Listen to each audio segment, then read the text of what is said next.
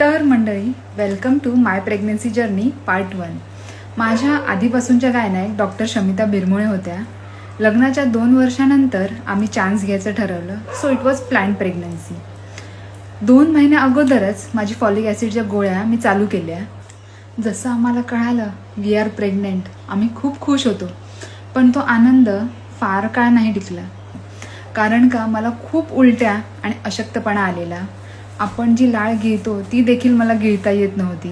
त्या परिस्थितीत माझ्या सासूबाईंनी माझ्यासाठी जे केलं ते मी कधीच विसरू शकणार नाही. मला काहीच खायला जमत नसल्यामुळे मला अशक्तपणा आला आणि मला ॲडमिट करावं लागलेलं.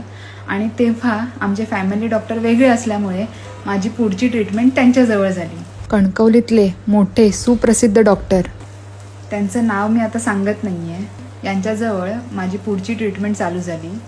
त्या 2 महिन्यात मी नॉनव्हेज अजिबात खाल्लं नव्हतं.